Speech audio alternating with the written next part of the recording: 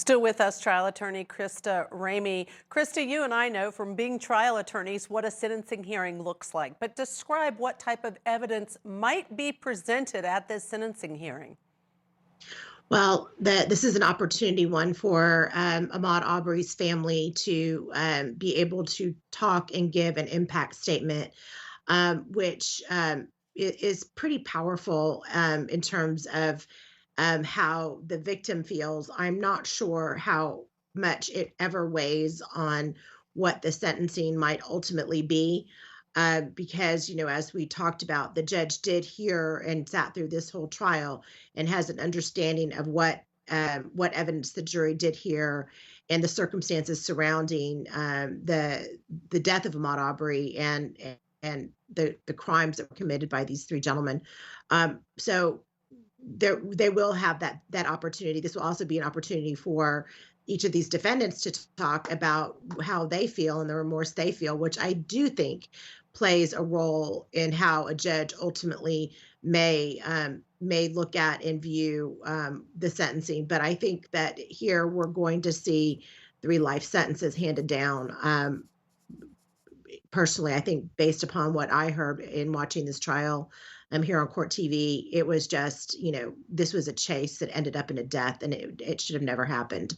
So I think that there's not much that can be said on behalf of the defendants here to lessen the sentence that they're going to get. So the life sentence that we expect that they will get could be with or without parole. Which do you think, Christa, based on what you watched, the judge might do, with parole or without?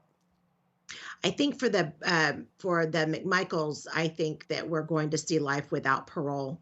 I think that for William Rodney Bryant, I think we might see a sentence of life with the possibility of parole. I don't think that this man was without guilt, and the jury certainly didn't believe so. But his level of culpability certainly was different, and the jury, clearly viewed it that way as well, in terms of their verdict with him. And, in terms of the evidence you were just discussing that can be presented at a sentencing hearing and aggravating versus mitigating factors, in this case, do you believe that the judge might consider the age of each defendant? And here's why I ask, because we know even sometimes if there's a life sentence with the possibility of parole, it may be the amount of time they have to serve. If they're older, they're going to be so old that the judge might say, okay, we're just going to do it with the possibility of parole. Or do you think that won't be a factor?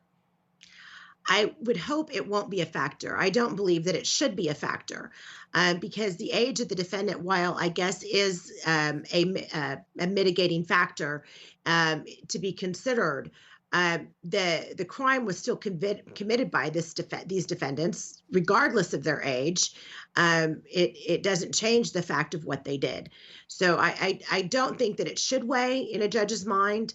I think that if you put that together with many other, mitigating factors that might be presented, it may play a role. But I don't believe that it should play a role.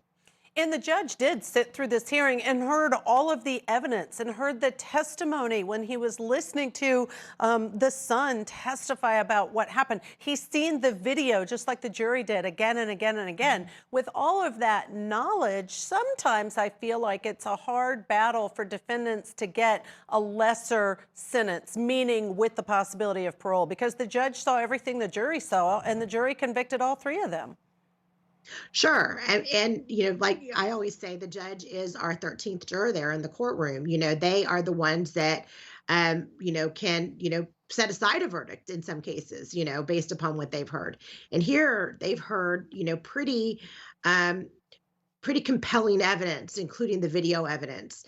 And the judge also knows things that the jury didn't get to hear and never got to hear in terms of, evidence that was excluded at trial. So, and the judge is human, they're listening to evidence surrounding the death of a young man. And that, it's hard to set aside everything that they hear and know and look at these aggravating and mitigating factors purely in the context of that hearing. They heard everything throughout the course of the trial, and so they will consider. This judge will consider everything that they heard, that we all heard during the course of this trial in coming down with the sentence that they're going to give. And Christa, you just raised a really important point, is the judge also did hear everything about the victim, a young man really chased down and murdered. So he knows that set of circumstances, and that family has left behind a very outspokenly heartbroken family and friends. So certainly the court has that before it to consider as well.